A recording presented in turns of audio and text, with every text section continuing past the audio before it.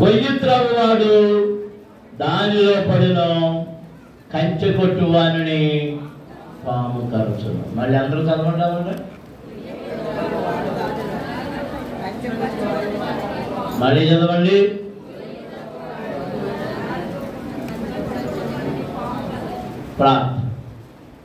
పరిశుద్ధుడైన మా యేసు తండ్రి, నీకు స్తోత్రములు చెల్లిస్తున్నాము. నీ కృపను బట్టి నీ ఆరాధనలో మేము కూడి వచ్చి మిమ్మల్ని స్తుతించి ఘనపరిచి మహిమపరచడానికి సమయం ఇచ్చినందుకు మీకు స్తోత్రం.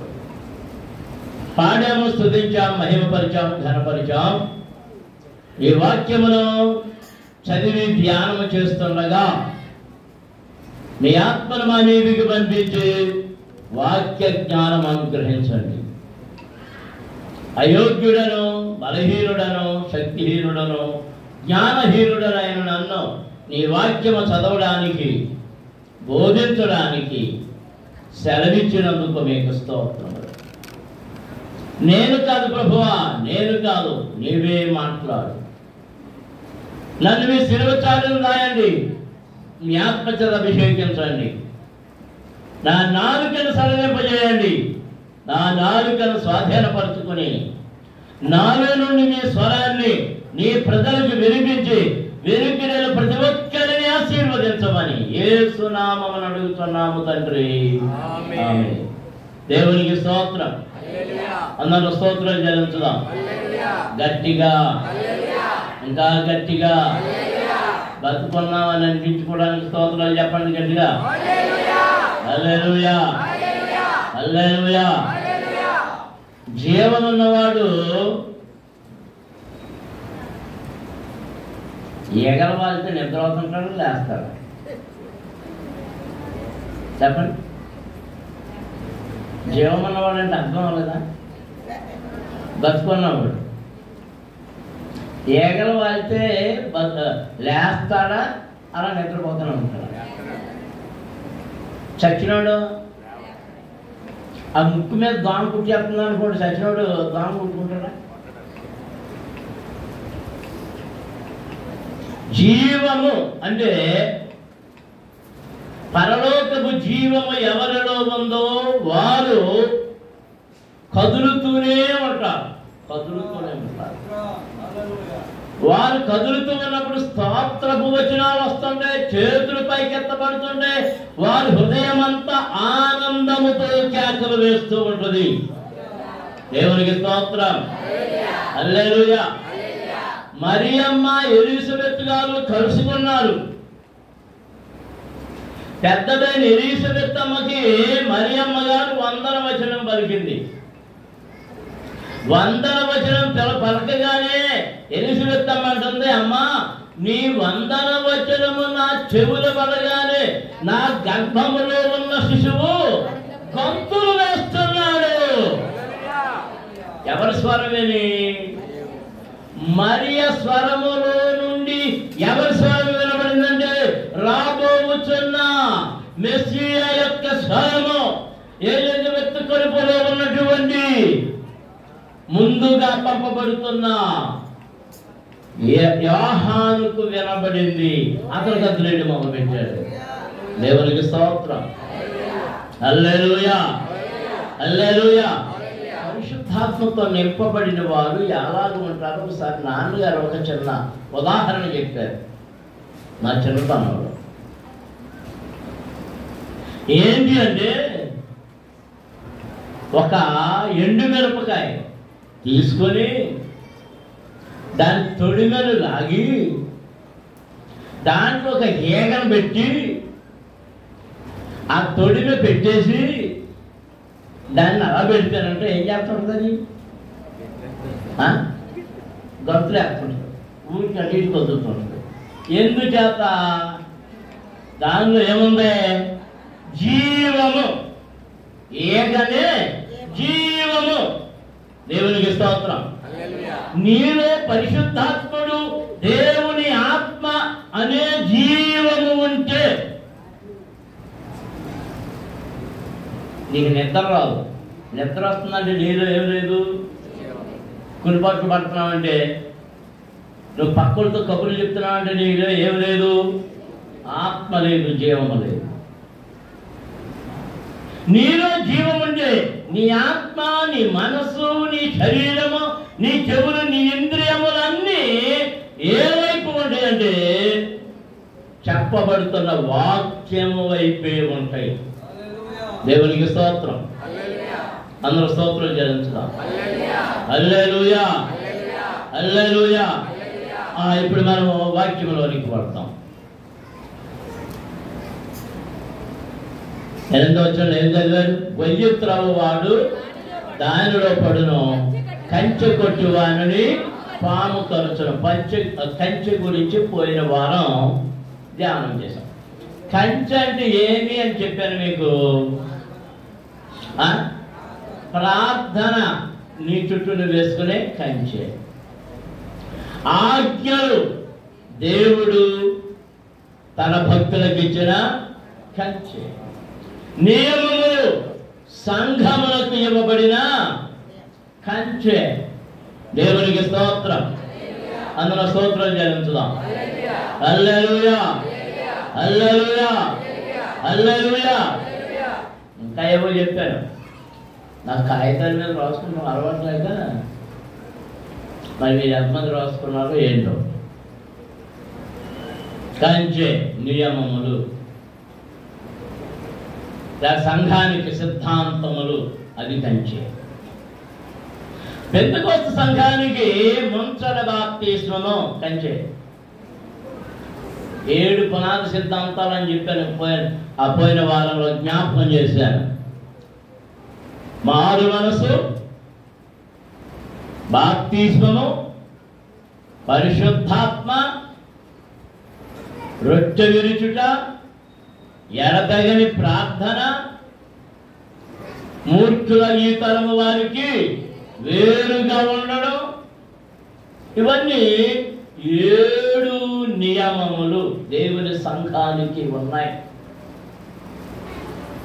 వాటిని నరుకువాడు, ఆ కంచెను కొట్టువాడు వాడిని ఏం కలుస్తుంది? అక్కడే కాచుకొని ఉన్న పాము అనే సాతానుడు కాటు వేస్తూ ఉన్నాడు. దేవునికి స్తోత్రం. హల్లెలూయా. సంతోషంగా ఉన్న వారు స్తోత్రం చెప్పాలి. నిద్ర వచ్చేవాళ్ళు, ఆనందమైన వాళ్ళు ఏం చెప్పొద్దు. సంతోషంగా ఉన్న వాళ్ళు మాత్రమే స్తోత్రం చెప్పండి. హల్లెలూయా, హల్లెలూయా. అలాగే క్రైస్తవ సంఘానికి ఉన్న క్రమశిక్షణ ఏంటంటే వాక్యానుసారమైన జీవితమే గాని లోకానుసారమైన జీవితము జీవించేవాళ్ళు, అంగీకరించేవాళ్ళు, దాని వైపు ఆకర్షించబడేవారు, కంచె నరికిన వారు, కంచె నరికేసేవారు. దేవునికి స్తోత్రం. హల్లెలూయా, హల్లెలూయా, హల్లెలూయా. మీకు ఇదివరకు ఒక కథ చెప్పాను. కంచె దాటిన గొర్రె పిల్ల. ఒక అడవిలో గొర్రెల కాపరి గొర్రెలను మేపుకుంటున్నాడు. ఆ 100 గొర్రెలు, 200 గొర్రెలు, 50 గొర్రెలు, 25 గొర్రెలు, 10 గొర్రెలు. కొంచెం మంద ఎక్కువ. ఆ మేపుకునే వాటిని చాలా జాగ్రత్తగా తోలుకుంటూ వస్తుంటే నాలాంటి తొంటరి గొర్రె పిల్ల, తొంటరి గొర్రె పిల్ల. ఎలాంటిది అన్నాను? అర్థం అలా దాని మీద అన్నా. నాలాంటి తొంటరి గొర్రె పిల్ల. ఎందుకు అర్థంగా తలసరిస్తారు వచ్చామా? జాస్తి అందరూ ఉన్న అర్థం. ఈ నాలాంటి ఈ తొంటరి గొర్రె పిల్లకే చూసినవన్నీ కావాలి. ఈ మందలో నుంచి ఏం చేసిందంటే మెల్లిగా అని కళ్ళు ఎక్కడ వేసుకుంటా అలా అలా పప్పల్లో దూరింది. ఆ పప్పల్లో అలా అలా అలా అలా అలా ఈ మందం ఎలా ఎలా ఎలా లెక్క ఇలా ఇలా లెక్కేసుకుంటుంది.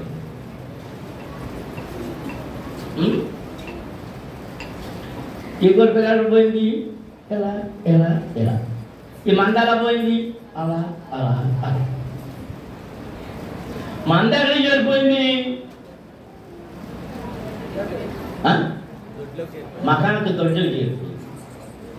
ఈ గొర్రెపిల్ల ఎలా ఎలా ఎలా ఎలా ఎప్పుడో ఒకటి చూసుకోలేదు. చీకట పడే వరకు దీనికి చీకట పడ్డా ఇది చీకట పడిపోయింది అని ఎంత తిరిగి చూసింది. ఎవరున్నారు? చీకటి తప్పేయండి.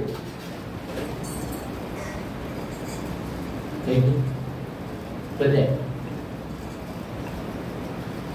చీకటి తప్ప అయ్యా అయ్యా అందాయి దెబ్బ బతికొచ్చింది. ఎక్కడి నుంచి వచ్చిందో కూడా తెలియలే. పరిగెత్తడం మొదలెట్టింది. పరిగెత్తడం మొదలెడితే ఎవరికి ఎవరు కనబడుతుంది? నక్కలు కనబడుతున్నాయి, రేస్ కుక్కలు కనబడుతున్నాయి, తోడేళ్ళు కనబడుతున్నాయి, పులుల శబ్దాలు వినబడుతున్నాయి, సింహాల శబ్దాలు వినబడుతున్నాయి, నక్కల అరుపులు వినబడుతున్నాయి. ఇవన్నీ క్రోధములుగాల అరుపులన్నీ వినబడుతుంటే దీని గుండె పైన పైనే ఏం చేయాలి అర్థం కాలే. బాట మొత్తం మీద బాటలో చేరిపోయి ప్రయాణిస్తుంది. సరిగ్గా దీని దారిలోకి సింహం ఎదురొచ్చింది. ఎవరో అబ్బాయి సింహం ఎదురొచ్చింది. దీని గుండె బేజారు ఎత్తిపోయింది. ముందు ఆ ఎడుతుంటే సింహం పాదాలు కనపడ్డాయి. అమ్మ బాబాయ్ సింహం పాదాలు కనపడి ఏం చేయాలా అనుకుంది. అనుకుని ఆ పాదాలు చూసి ఇది చాలా పెద్ద సింహం అని చెప్పి ఆ సింహం పాదాల దగ్గర ఏం చెప్పిందంటే, ఓ సింహం పాదమా నీ పాదాలే నా శరణం, నేను శరణం వచ్చానయ్యా, నీ పాదాలకు శరణం వచ్చానని ఆ సింహం పాదాలు చెప్పింది. కాసేపటికి ఎవరు ఎదురొచ్చారు? సింహం ఎదురొచ్చింది. సింహం ఎదురొచ్చి ఏయ్ ఎక్కడికి ఉంది? నేనా ఇంటికి వెళ్ళిపోతున్నాను. నీకు భయం వేయట్లేదా అంది. నాకు భయం వేయట్లేదా అంది. ఎవరు? గొర్రెపిల్ల నాకు భయం వేయట్లేదు అంది. యా అంది. నన్ను చూసిన భయం వేయట్లేదా అంది. లేదు అంది. యా అని అడిగింది. నేను నీకంటే పెద్ద సింహం యొక్క శరణు వచ్చాను అంది. నాకంటే పెద్ద అదే అసలు పెద్ద సింహం. నాకంటే పెద్ద సింహం ఎప్పుడు శరణు వచ్చావంటే ఇందాక శరణం వచ్చాను. ఎక్కడ? నేను ఆ సింహం దగ్గరికి వెళ్ళలేదు, కానీ ఆ సింహం పాదాల దగ్గర నిలబడి ఓ సింహం పాదమా నేను నీ శరణం వచ్చాను, నన్ను కాపాడు, ఈ అడవికి రాజు కదా అని అడిగాను. అని చేత నా పక్షాన నా సింహం ఉంది, నాకు భయం లేదు. అప్ప సింహం నది సరిపో ఎందుకంటే పాదాలు ఎవరి? ఆ సింహాన్ని. అది కానీ ఆ సింహం యొక్క పాదాలు శరణ చొక్కకుండా ఉండుంటే ఇక ఏదొచ్చినా ఎదురొచ్చినా ఏం చెప్తుందంటే నాకు నా శరణ ఎవరో నా సింహం అని చెప్తుంది. వాళ్ళందరూ జడిసి పారిపోతున్నారు. మరి నీవెవరు శరణం? ఎవరు శరణం కోరు? దేవా ఈ జీవితం నీకు అంకితం,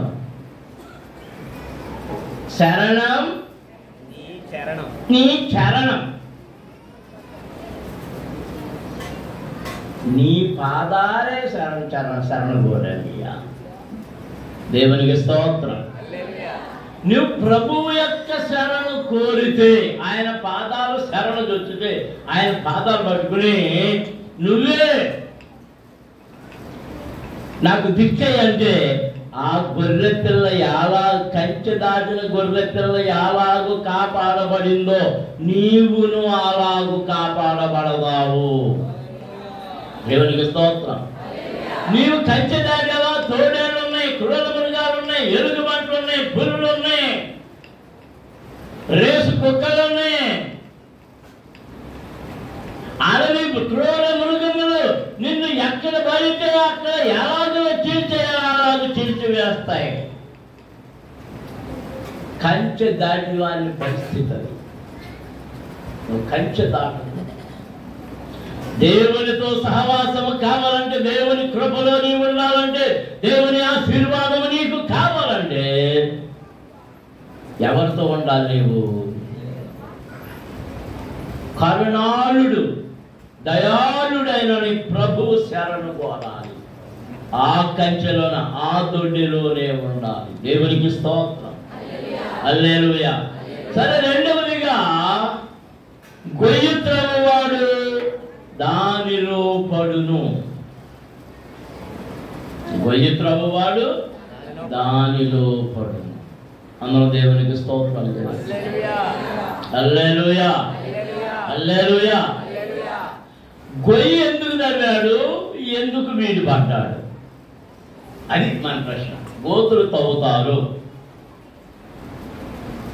చాలాలో గోతులు తవ్వుతారు, నీళ్లు అక్కడ నిలవబెట్టుకోవడానికి. మన సభల సమయంలో గోతులు తవ్వుతాం కర్రలు నిలబెట్టడానికి.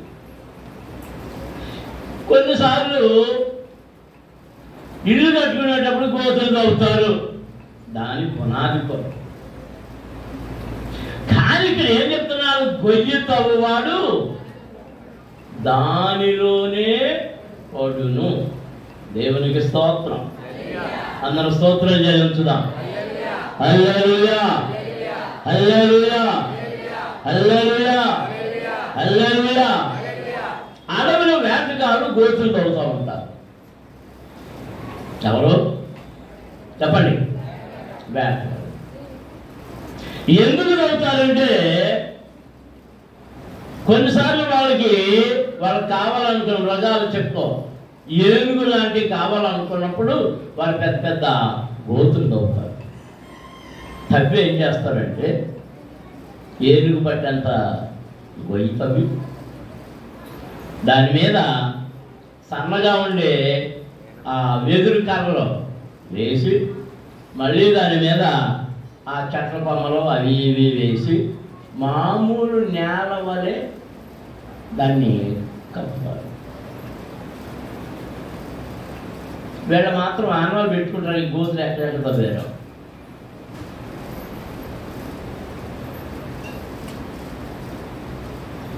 ఆ పెట్టినప్పుడు ఈ మంద వచ్చిందనుకోండి, ఏ మంద? ఏనుగల మంద కానీ లేకపోతే లేళ్ల గుంపు కానీ ఇలాంటివి ఏమైనా వచ్చినప్పుడు అది దాని మీద పడిగెడుతున్నప్పుడు ఏం చేస్తాయి అంటే, వాటి బరువుకి అది ఇరిగిపోయి ఆ గోతులు పడిపోతాయి. గోతులు వచ్చి పైకి లేవలేదు. అప్పుడు వేటగాడు వచ్చి వీటిని పట్టుకొని తీసుకుని వెళ్ళిపోతాడు. అంటే ఊరి ఊగుతున్నారు వాళ్ళు. ఊరి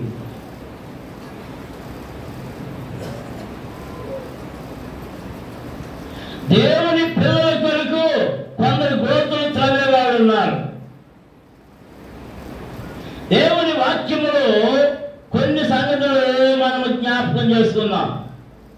ఈ గొయ్యి ఎన్ని రకాలుగా కనబడుతుందంటే, పాపము అనే గొయ్యి, రోగము అనే గొయ్యి, వేశ్య ఒక గొయ్యి,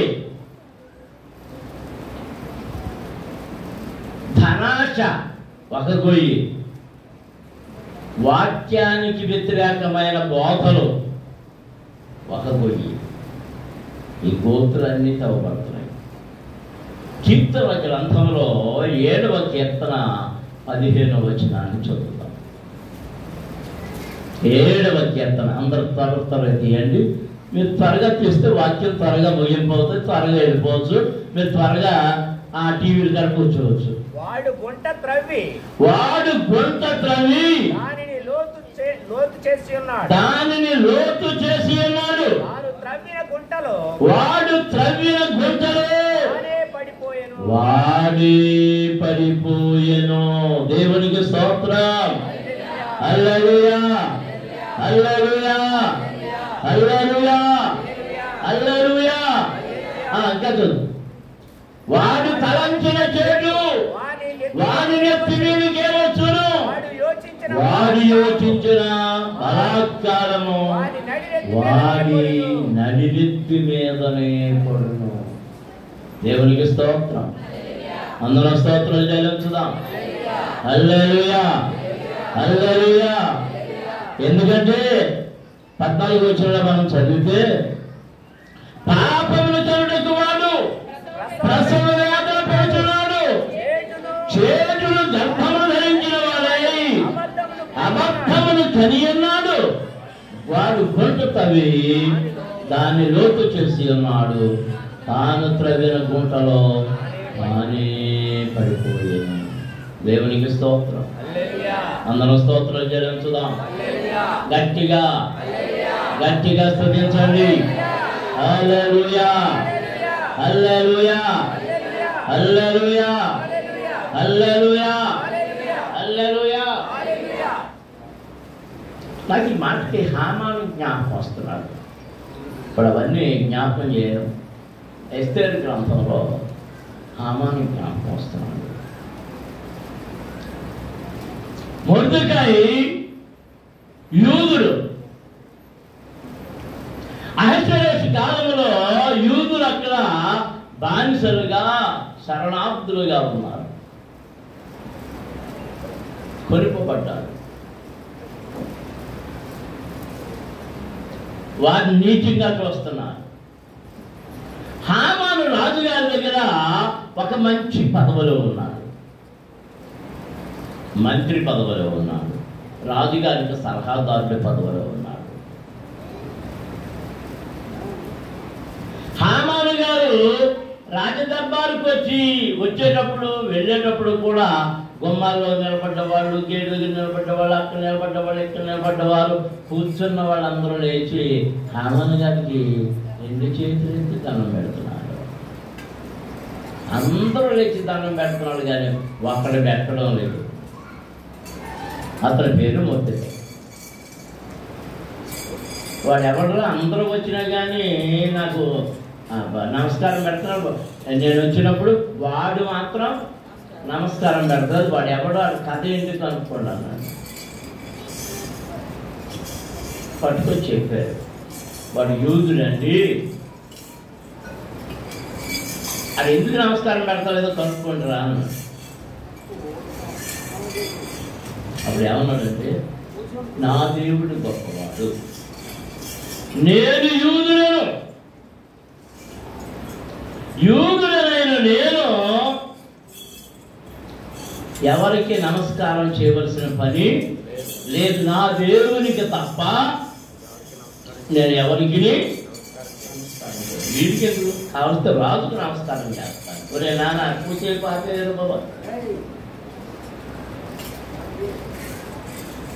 రాజుకి నమస్కారం అంటే నమస్కరిస్తాను, కానీ ఇతనికి నమస్కారం చేయవలసిన పని లేదు. నేను యూదుడను, నేను దేవుని కుమారుడను,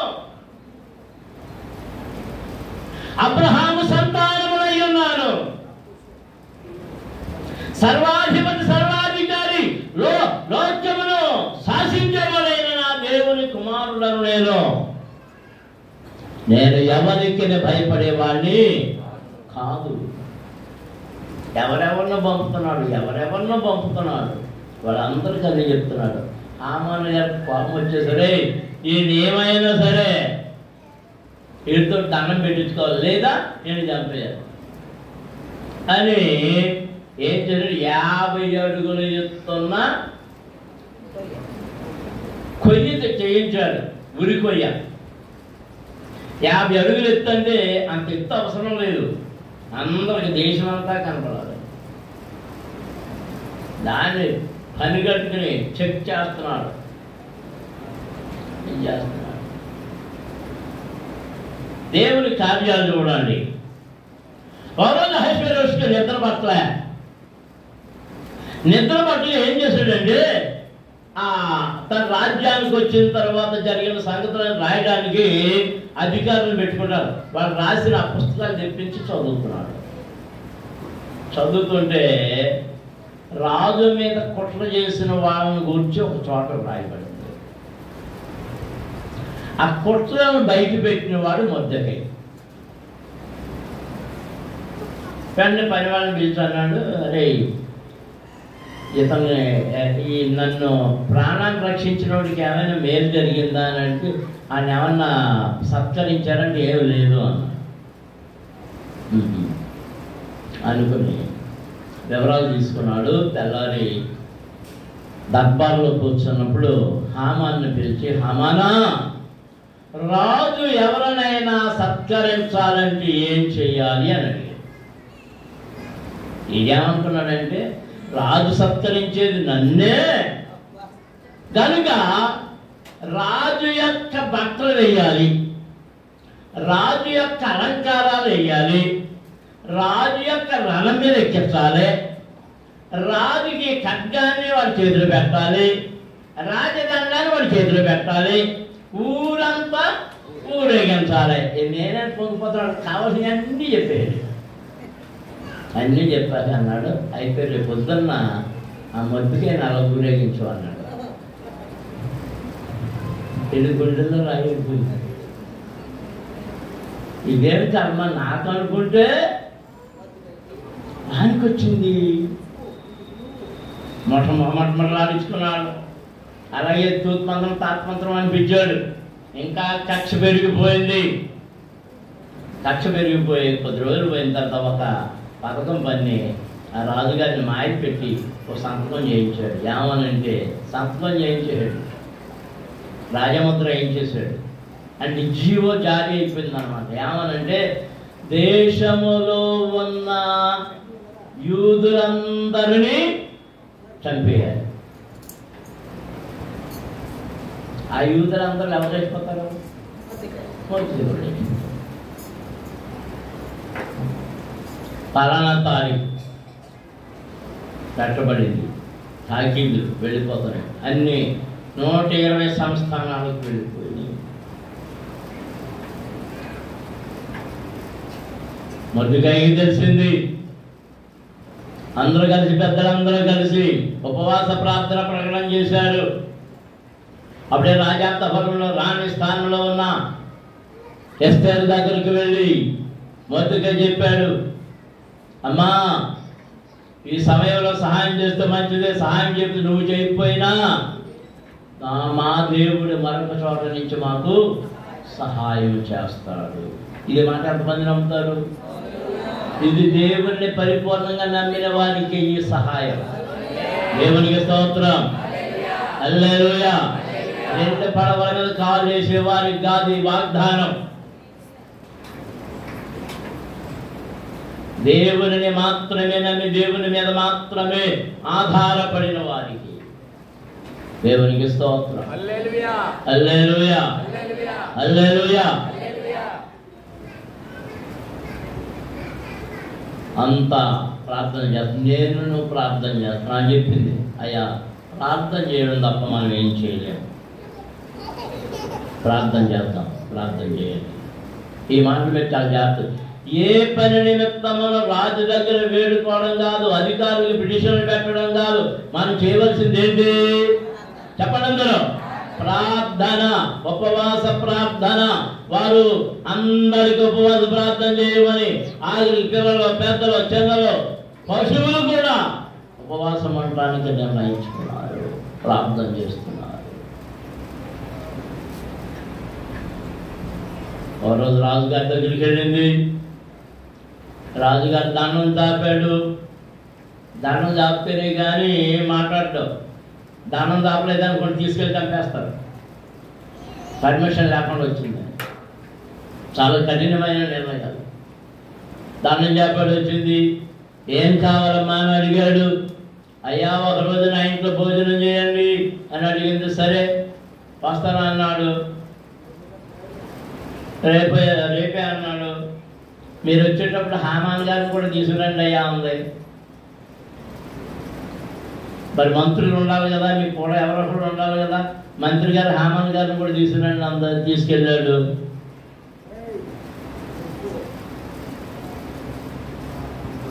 భోజనాలు పెట్టిన తర్వాత నీకేం కావాలని అడిగితే, అయ్యా నా జాతి మీద భయంకరమైన కుట్ర జరుగుతూ ఉంది, మనం చంపేమని అన్నారు, ఆ ఆజ్ఞ నువ్వు ఇచ్చిందే, నువ్వు చంపేమని ఆజ్ఞ ప్రకారం నేను కూడా చేస్తాను. ఎవరో మొద్దుగా ఎక్కడే కాదు, ఎవరు చావాలి?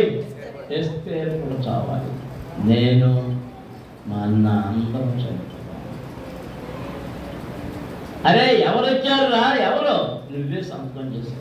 అది చేయడానికి ఎవరు కారణం? ఎవరో కాదండి, ఈయన ఏగారే. ఏగారు ఆమానయ్య రాజుగారి కోపం చేసింది. అత్యంత ఉగ్రుడైపోయి బయటకు వెళ్ళిపోయాడు. అరే నా పెళ్ళాన్ని చంపే ఆలోచన చెప్తావా నాకే అని ఉగ్రుడైపోయి బయటకు వెళ్ళిపోయాడు. ఈడు అమ్మగారిని బతికిరాడు కోసం అక్కడ ఉండి అమ్మగారిని బతికిరాడతా భయం ఎక్కువైపోయి ఎస్తేరమ్మ అలా వెళ్ళిపోతే సరిగ్గా ఎక్కడ పడ్డాడంట? ఆ బతికిరాట్లో ఎస్తేరమ్మ గారు మంచం మీద పడ్డాడు. దొడ్లేస్తున్నాడు, అమ్మ అమ్మ అమ్మ అమ్మ దొడ్లేస్తున్నాడు. దొడ్లేస్తుంటేప్పటికి కోపంతో బయటకు వెళ్ళిపోయిన అహశ్వరసు మళ్ళీ ఎందుకో తిరిగి వచ్చాడు. ఎందుకో తిరిగి వచ్చేటప్పటికి ఎక్కడున్నాడు? అమ్మగారు మంచం మీద. ఇంకా కోపం వచ్చేసింది. అరే నా ఎదురకుండానే నువ్వు ఇలా చేస్తున్నావు, నువ్వెంత దుర్మార్గం, రే రండి ఎందుకు తీసుకెళ్ళండి, ఈ నూరు తీసేయండి అన్నారు. అప్పుడు పక్కన అన్నారు, అయ్యగారు రాజావారు ఈడు ఒక ఉరి తీయడానికి కొయ్యి తాడు చేయండి, అయితే దాన్ని తీసేయండి.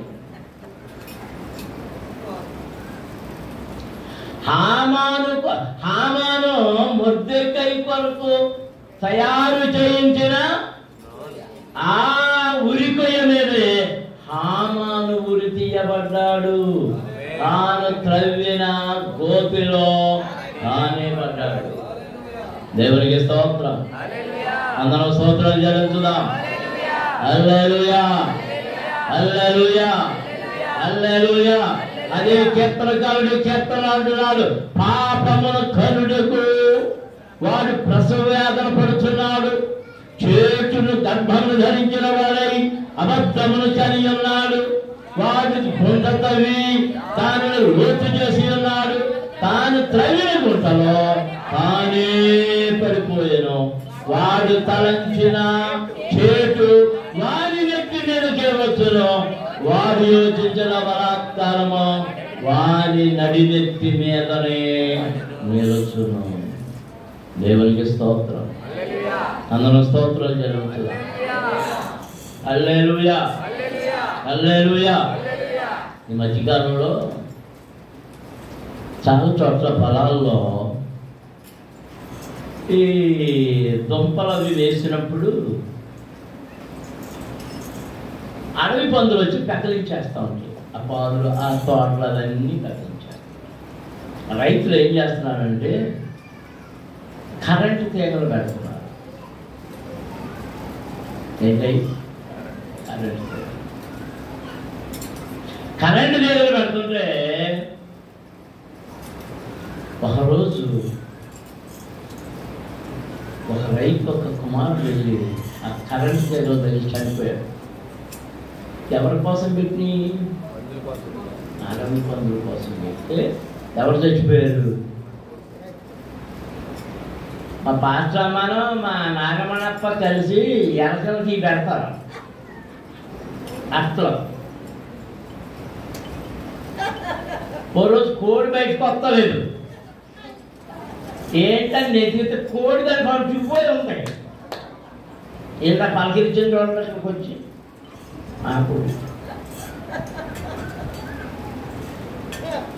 అది కదా అది అలా ఉంచుడు పూడు అంటుకుంది.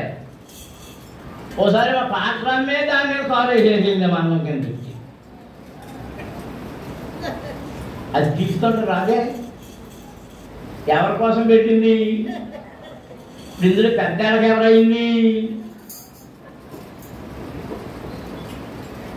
కీడుని యోచించి ఇతరులకు కీడు తలపెట్టి గుంట త్రవ్వి తాను త్రవ్విన గుంటలో వాడే పడుతున్నాడు. దేవునికి స్తోత్రం. అందరము స్తోత్రం చెల్లించుదాం. హల్లెలూయా, హల్లెలూయా, హల్లెలూయా. కొన్ని కీర్తనలు 9వ అధ్యాయం 9వ కీర్తనలో 15వ వచనంలో 15వ వచనం చదవండి. తాము త్రవ్విన గుంటలు జనములు మునిగిపోయి, తాము వడ్డిన వలలు వారి కాలు చిక్కుబడి ఉన్నది. యెహోవా ప్రత్యక్షమాయను, ఆయన తీర్పు పెట్టి ఉన్నాడు. దుష్టులు తాము చేసుకున్న దానిలో చిక్కి ఉన్నారు. దుష్టులను దేవుని మరచు జనులందరూ పాతాళమునకు దిగిపోవుదురు, పాతాళమునకు దిగిపోవుదురు. దేవునికి స్తోత్రం. హల్లెలూయా. అందరూ స్తోత్రాలు చెల్లించండి.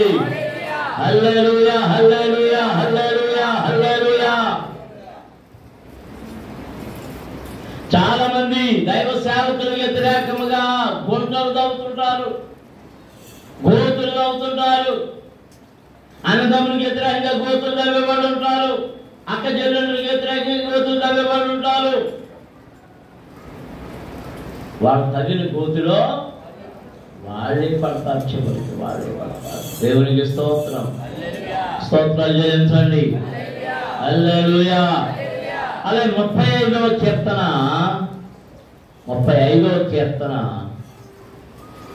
7వ వచనం చదువుతాం. చూడండి 7వ వచనం.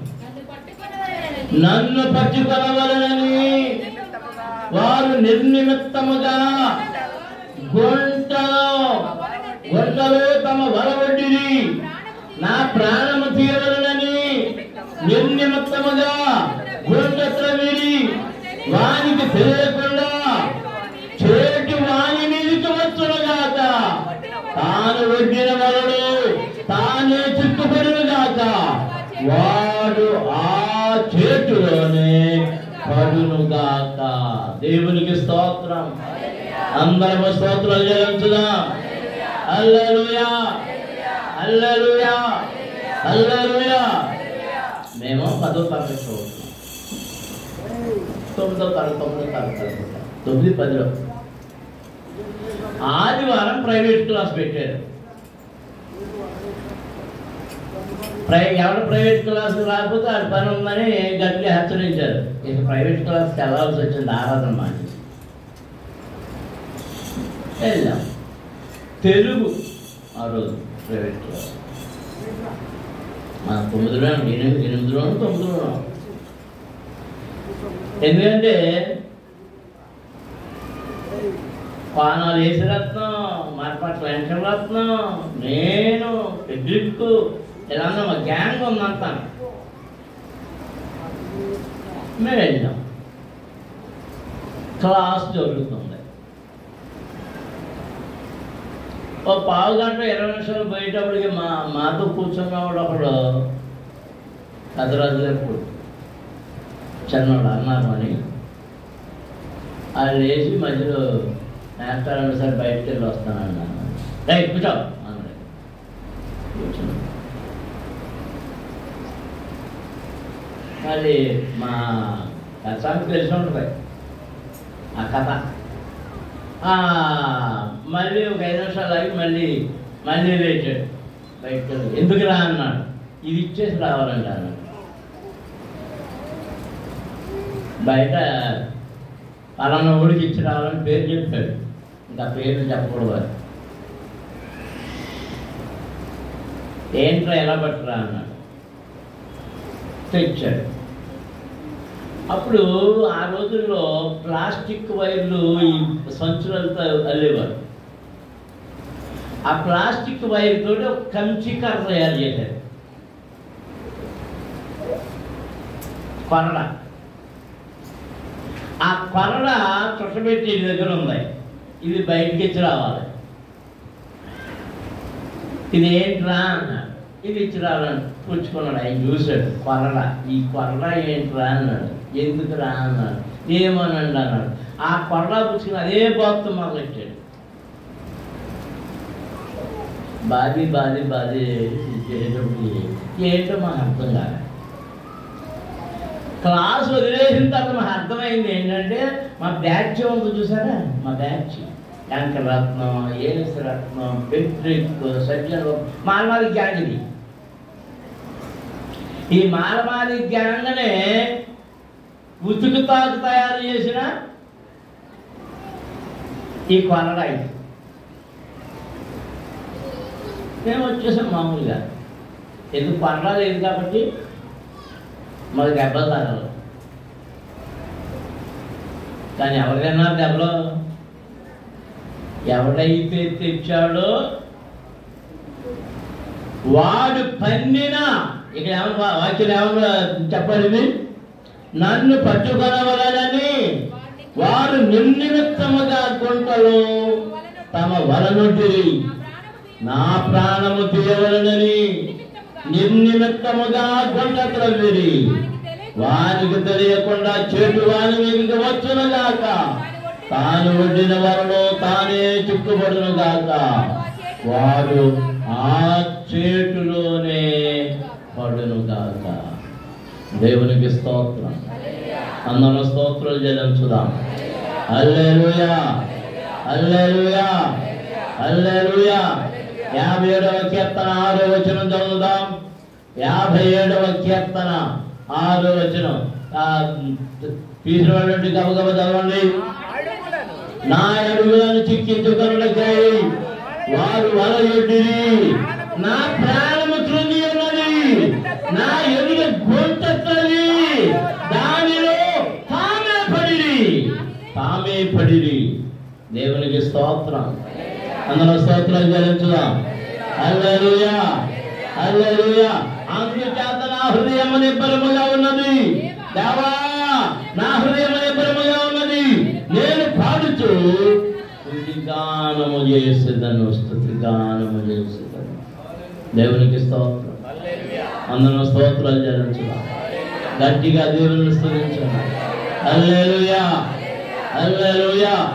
దేవుని పిల్లలైన వారి కొరకు, దేవుని సేవకులైన వారి కొరకు, శత్రువులైన వారు ఎన్ని గుండలు తవ్వినా, ఎన్ని ఉరులు మొక్కినా, ఎన్ని పథకాలు వేసినా, ఎన్ని చేసినా వారిని తప్పించేవాడెవరు? దేవుడే. దానిలో పడేది ఎవరంటే ఎవరైతే తయారు చేశారో వారే. దేవునికి స్తోత్రం. హల్లెలూయా, హల్లెలూయా. 107వ కీర్తనలో 107వ కీర్తన చూడండి.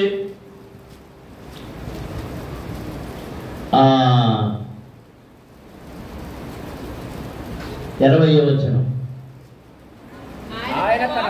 ఆయన తన వాక్కును పంపి వారిని బాగు చేశాను, ఆయన వారు పడిన గుంటలలో నుండి వారిని విడిపించాను. దేవునికి స్తోత్రం. రాగమనే గుంటలో మనం పడినప్పుడు, వ్యాధి అనే గుంటలో మనం పడినప్పుడు,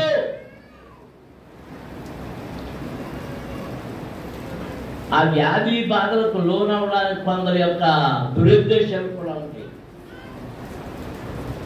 కొన్ని వార్తలు విన్నప్పుడు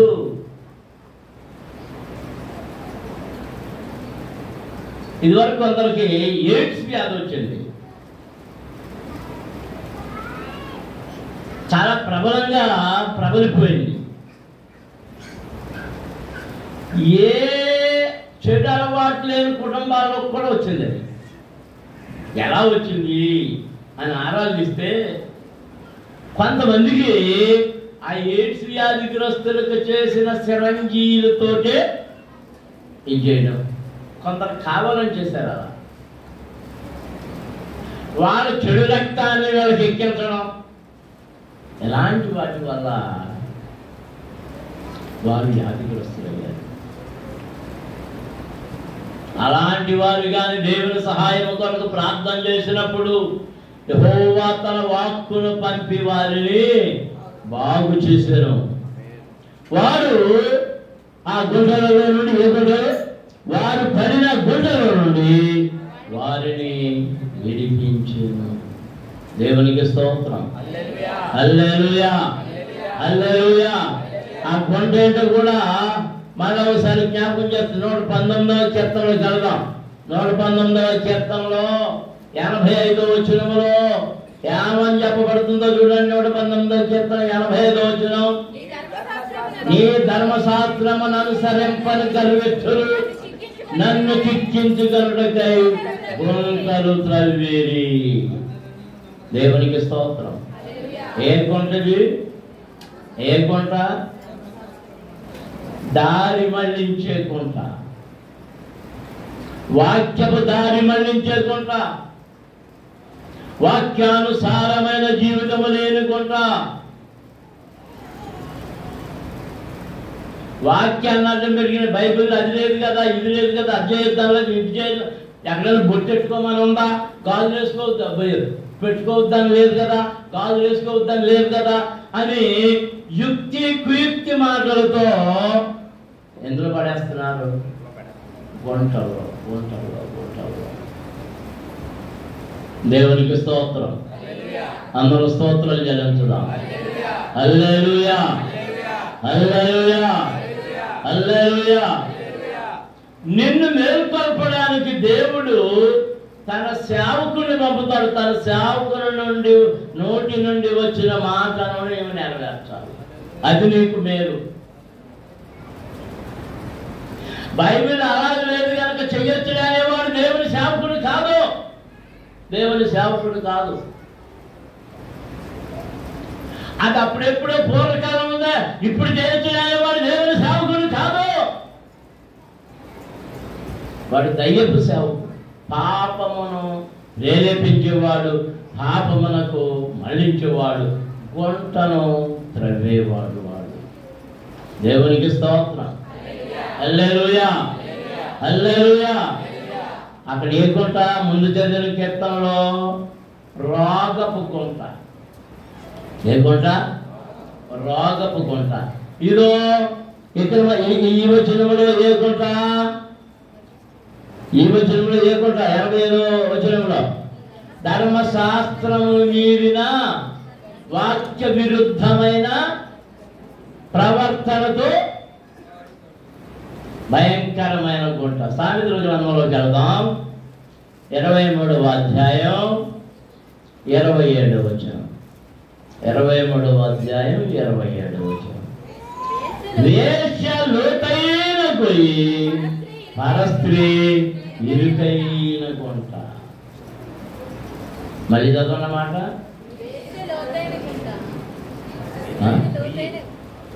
వేశ్య లోతైన గొయ్యి, గుంట అంట.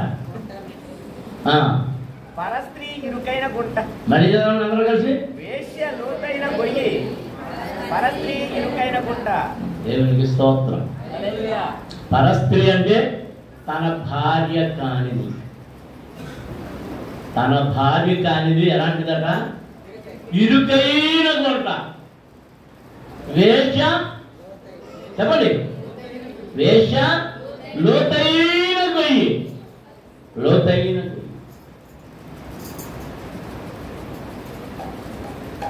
ఆ లోతైన గోతులో పడిన వాడు ఎవడు రాలేడు. దేవునికి స్తోత్రం. హల్లెలూయా, హల్లెలూయా. కొన్నిసార్లు సాతానుడు కొందరిని ప్రేరేపించి భక్తులైన వారిని దేవుని సేవలో విస్తారంగా సాగిపోతున్న వారిని ఆ గొయ్యిల్లోనికి, ఇరుకైన గుంటల్లోకి మళ్ళించే వాళ్ళు ఉన్నారు. మళ్ళించి వారిని నాశనం చేసేవాళ్ళు ఉన్నారు. వారు మరలా తిరిగి లేవాలి. చూడండి, ఇప్పుడు ఒకప్పుడు అమెరికా ప్రెసిడెంట్ రొనాల్డ్ రేగన్ అనుకుంటా, అతను సినిమా యాక్టర్.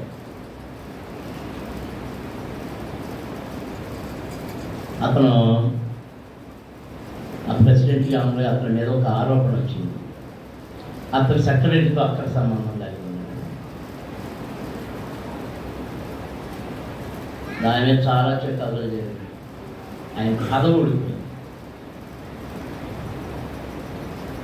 ఇప్పుడు డొనాల్డ్ ట్రంప్ గారు ఉన్నాడు, ఆయన మీద కేసు నడుస్తూ ఉంది.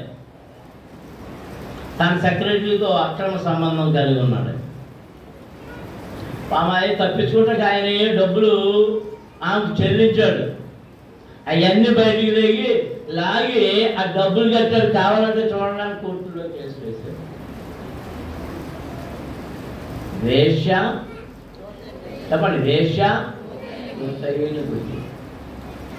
వేశ్య గురించి ఈ సామెతల గ్రంథంలో చాలా శ్రేష్టమైన మాటలు రాయబడి ఉన్నాయి.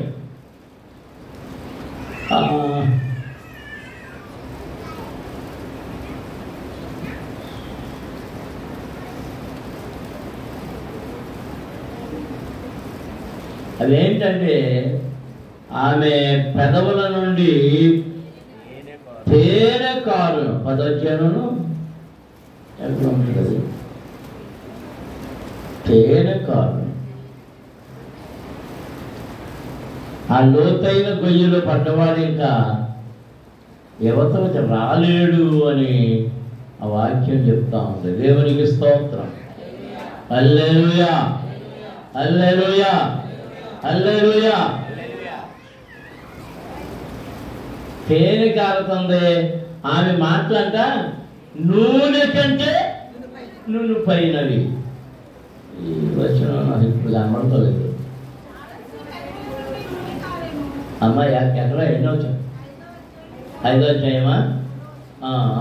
5వ అధ్యాయం 3వ వచనం చదువుతుంది.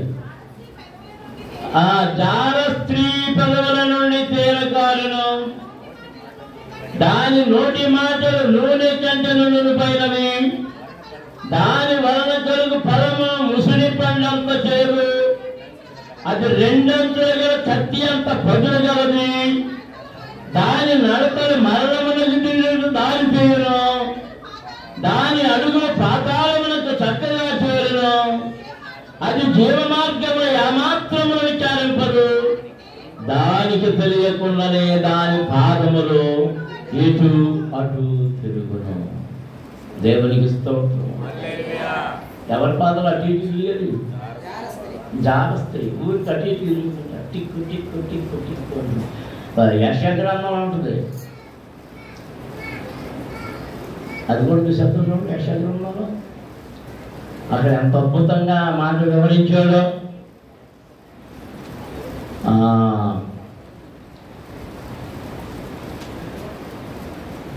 ఈ స్త్రీలు సీయోను కుమార్తెలు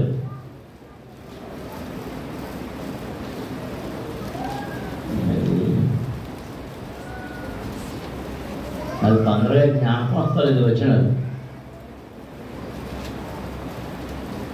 వాళ్ళంటే ఇవన్నీ పెట్టుకుని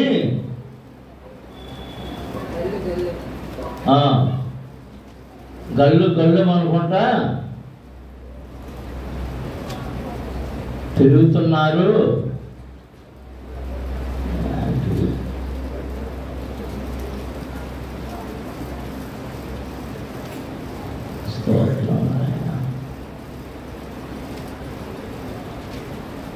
సియోను కుమార్తెలు గర్విష్ఠురాండై. అది ఎన్నో చెప్పు. 3వ అధ్యాయం 16వ వచనం. 3వ అధ్యాయం 3:16 అని చూడండి. యెషయా గ్రంథం 3:16 అని చూడండి. సియోను మరియు యెహోవా సెలవిచ్చినదేమనగా, సియోను కుమార్తెలు గర్విష్ఠురాండై మెడచాచి నడుచుచు వారచూపులు చూచుచు, మెడచాచి నడుచుచు వారచూపులు చూచుచు, కులుకుతూ నడుచుచు తమ కాళ్ళ గజ్జలను మ్రోగించుచున్నారు. కాబట్టి ప్రభువు సియోను కుమార్తెల నడినెత్తి ఓడి చేయును. యెహోవా వారి మానమును బయలుపరచును. ఆ దినమున యెహోవా గల్లు గల్లుమని వారి పాదభూషణములను, సూర్యబింబ భూషణములను, చంద్రవంకలను, అనుభూషణములను, కర్ణభూషణములను, కడియములను, నాణ్యమైన ముసుగులను, పుల్లాయిలను, కాళ్ళ గొలుసులను, వడ్డానములను, పరిమళ ద్రవ్యపు బలిలను, రక్ష రేకులను, ఉంగరములను, ముక్కు కమ్ములను, ఉత్సవ వస్త్రములను, ఉత్తరీయములను, పైటలను, సంచులను, చేతి అద్దములను, సన్నపు నారతో చేసిన ముసుగులను, పాగాలను, సారువులను తీసివేయును. ఏం చేస్తారంట? ఏం చేస్తారంట? తీసివేయను. తీసివేయను. దేవునికి స్తోత్రం. అందరూ స్తోత్రాలు చెల్లించుదాం. హల్లెలూయా, హల్లెలూయా. చివరిగా నేను భక్తుడు జ్ఞాపకం చేస్తున్నాను. సంసోన్ న్యాయాధిపతుల గ్రంథంలో కనపడుతున్నాడు. దాని వంశస్థుడు సంసోను.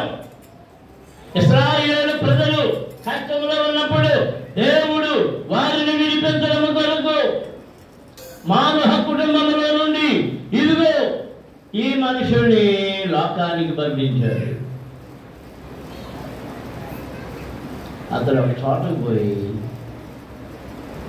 జోడియాపట్నానికి అనుకోబోయి ఒక స్త్రీని చూసి మోహించి పెళ్లి చేసుకున్నాడు. ఆ తర్వాత కొద్ది రోజులు ఎక్కడికో వెళ్ళాడు. ఇక్కడికి వచ్చేటప్పుడు దారిలో అతను వస్తున్నప్పుడు ఆ ద్రాక్ష తోటల మధ్యలో సింహం ఎదురు వచ్చింది. ఆ సింహాన్ని ఒంటి చేతితో చంపేశాడు. ఆ పక్కకు పడేసాడు. ఆ రోజు వెళ్తుంటే ఆ సింహం చూశాడు. ఆ సింహం చూస్తే దాంట్లో తేనె పట్టు పట్టింది. ఆ తేనె పట్టు తీసుకొని తిని కొంత పట్టుకెళ్ళి అలా ఆలోచించింది. అలాగే పండుగ చేసుకుంటున్నారు. పండుగ చేసుకున్నప్పుడు ఇవి మొన్న ఎలక్షన్ టైంలో బెట్టింగ్లు ఎలా చేస్తారు? ఈ క్రికెట్కి బెట్టింగ్లు చేస్తారు. అలాగా ఈ బెట్టింగ్లు అప్పటి నుంచే ఉన్నాయి. మేము పొడుపు కథ పొడుస్తాం, నువ్వు పొడుపు కథ విడిపించాలి, విడిపించిన వాళ్ళకి ఎంత, విడిపించకపోతే అంత అని పందాలు వేసుకున్నారు. సంసోన్ గారు నేను పొడుపు కథ పొడుస్తాను, పొడుపు కథ నాకు చెప్పిన వాళ్ళకి ఇది 30 జతల వస్త్రాలు ఇంకేం చెప్పాడు. ఆయన పొడుపు కథ పొడిచాడు.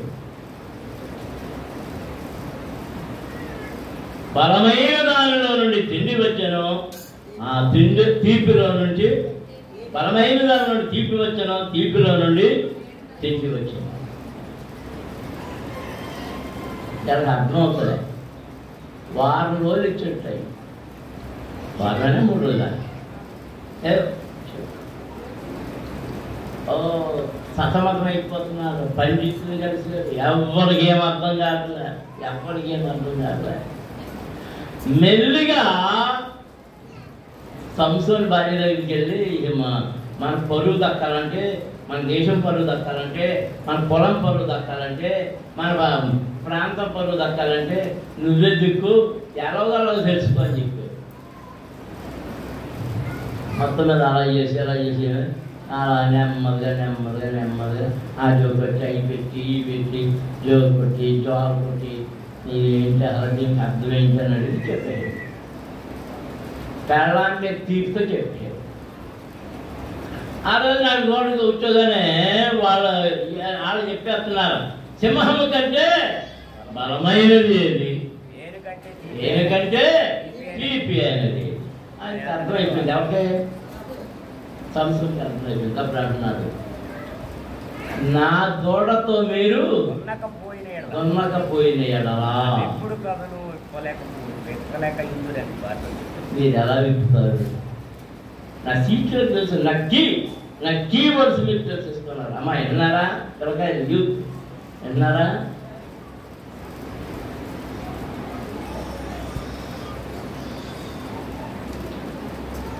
భర్త ఎడల భార్య తన ధర్మాన్ని నెరవేర్చలేదు. ఈ మాట తన భర్త యొక్క రహస్యాన్ని బయటపెట్టింది. ఏ భార్య అయినా ఇక తల్లిదండ్రుల ఇంటి నుండి వచ్చేసిన తర్వాత తన భర్తకే అంకితమై ఉండాలి, తన భర్తను కాపాడుకోవాలి.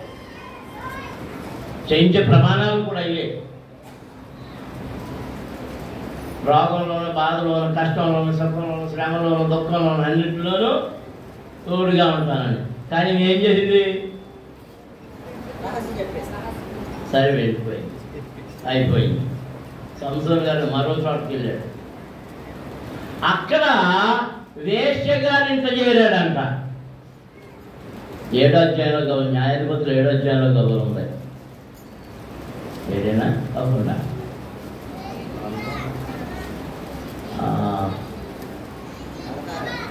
16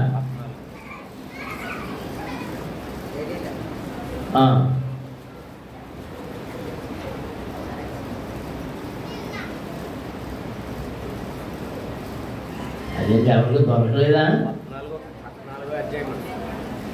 మొదటి నుంచి చదివితే అది అర్థం అవుతుంది. తరువాత సంసోను గాజాకు వెళ్ళి వేశ్యనొకతిని చూచి ఆమె యొద్ద చేరెను. ఎవరు? వేశ్య. ఆమె దగ్గరికి చేరాడు. ఆమె ఎంత జీవిస్తూ ఉన్నాడు, బ్రతుకుతూ ఉన్నాడు.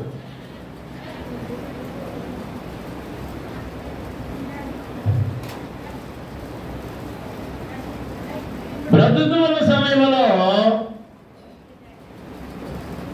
ఫిలిష్తీయులు రకరకాలుగా ఆయన్ని ఇచ్చేసి బలాన్ని తీసేయడానికి ప్రయత్నం చేశారు.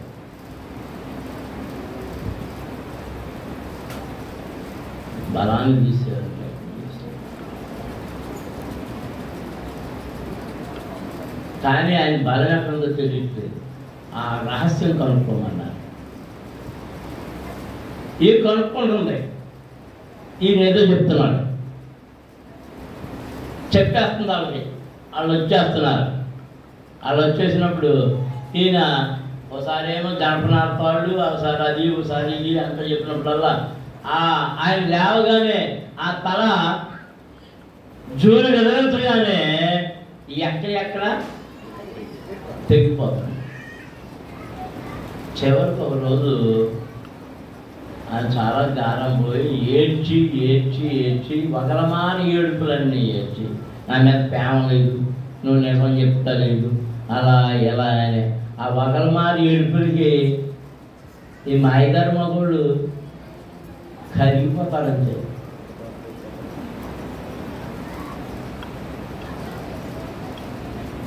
మామూలు ఏడిపోయారు, వగలమారి ఏడిపోయారు. ఇక విసుగు చెందాడట. ఏం చెందాడు? విసుగు చెంది నా జుట్టులో ఉన్నాను తడ మీద పడుకోబెట్టుకుంది. నెమ్మదిగా కత్తిరించేయించింది. కత్తిరించేసిన తర్వాత బోడైపోయింది. అందరు ఫిలిష్తీయులు చేరిపోయారు. గాఢనిద్రలో ఉన్నాడు. ఇప్పుడు లేపుతుంది, అయ్యా ఫిలిష్తీయులు వచ్చాడు, మీద పడుతున్నారు, లే లే లే. అతను లేచి యథావిధిగా జుట్టు విరజమ్మదని అనుకొని, విరజమ్మితే జుట్టు ఎక్కడ ఉంది? అది నాజీరు చేయబడిన జుట్టు, ప్రతిష్ఠితుడు పోగొట్టుకున్నాడు, ప్రతిష్ఠిత ఇప్పుడు పట్టబడ్డాడు, కట్టబడ్డాడు, పట్టబడ్డాడు, కళ్ళు పొడవబడ్డాయి. ఆఖరికి ఆడవాళ్ళు పనిచేసే పిండి విసిరే తెరగల దగ్గర కూర్చోబెట్టాడు. ఎంత భయంకరమైన పతనం. వేశ్య నోరు లోతైన భూమి. యెహోవా శాపము పొందినవాడు ఆ భూమిలో పడినాడు. అంటే సంసోను ఏం పొందాడు? ఇప్పుడు శాపాన్ని పొందే గోతులో పడ్డాడు. మోకరం చదివి ప్రార్థన చేసుకుందాం. వేశ్య, వగలమారి, నాశనం చేసే వ్యక్తి, అలాగే వేశ్య వంటి బోధకులు ఉన్నారు, బోధలు చేసే వాళ్ళు ఉన్నారు, వగలమారి బోధలు, పనికి మారిన బోధలు, నాశనం చేసే బోధలు. ఆ బోధల్లో పడిపోయి అనేక మంది తమ భక్తి జీవితాన్ని పాడు చేసుకుంటున్నారు. అయ్యో అయ్యో, అలాంటి గుంటల్లో పడకు, అలాంటి గుంటల్లో పడకు, అలాంటి గోతులో పడకు, అలాంటి గోతులో పడకు. నీ కొరకు నీవు దేవుని కొరకు వెళ్తున్నావని, క్రీస్తు కొరకు శ్రమ పడుతున్నావని, ఆ భక్తిలో ఉంటున్నావని, మంచి విశ్వాస జీవితం కలుగుతున్నావని, భక్తి జీవితం కలుగుతున్నావని, నీ కొరకు ఎవడైనా గుంట తవ్వాడేమో ఆ గుంటలో వాడు పడతాడు. నీకు కీడు కలిగించాలని గుంట తవ్విన వాడు ఆ కీడు